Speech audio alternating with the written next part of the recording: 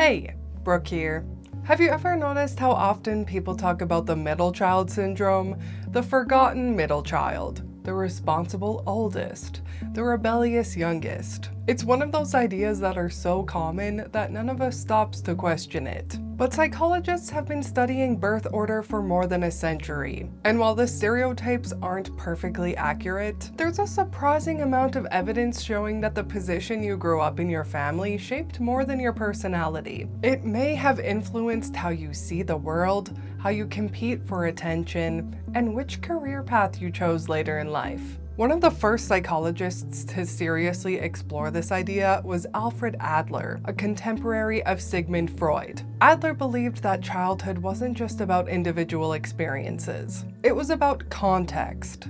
And one of the most important contexts a child grows up in is their position within the family structure. Adler argued that every child develops what he calls a style of life, a unique psychological strategy for navigating the world. And birth order, he believed, plays a surprisingly powerful role in shaping that strategy. Imagine a family welcoming their first child. For a while, that child receives undivided attention. Parents are cautious, protective, and deeply invested. The child often grows up internalizing responsibility and expectations. When younger siblings eventually arrive, that first child experiences what Adler famously described as dethronement. Suddenly, the spotlight shifts, and the oldest child often adapts by becoming more responsible, structured, and achievement-oriented. Psychologists find that firstborns gravitate towards careers that reward organization, leadership, and rule following. Things like management, law, medicine, or politics. And then there are middle children, who grow up in a very different psychological landscape.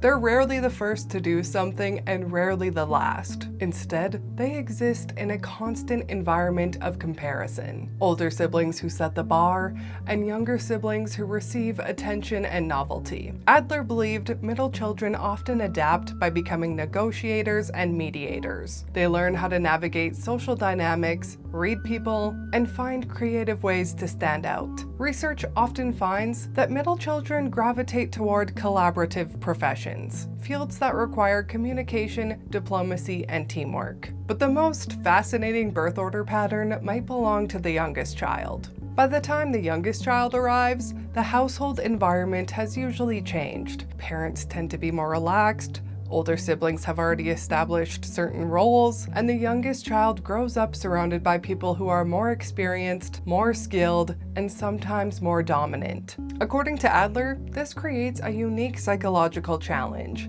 The youngest must find unconventional ways to compete for status. And that's where things get interesting. Studies have repeatedly found that youngest children are significantly more likely to pursue creative or risk-taking careers. In fact, some research suggests they may be up to 50% more likely to become entrepreneurs compared to firstborns. They're also disproportionately represented in entertainment fields like comedy, acting, and music. Think about it. If you grow up surrounded by older siblings who are already bigger, smarter, and stronger, one effective strategy is to develop humor, charm, or creativity. Another concept Adler emphasized was social interest, the ability to connect with and contribute to others. He believed that healthy psychological development involved balancing individual ambition with a sense of belonging within a larger social world. Interestingly, birth order may influence how that balance develops. Oldest children often focus on responsibility and structure. Middle children emphasize cooperation and fairness, and youngest children frequently experiment with creativity and innovation. Of course, birth order doesn't always determine your destiny.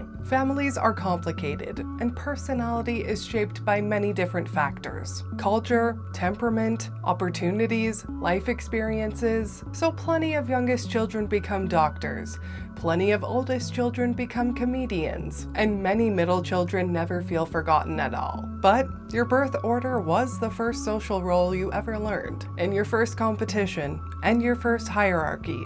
So sometimes it does quietly end up shaping the path you take. Liked what your weird brain just learned? Hit subscribe!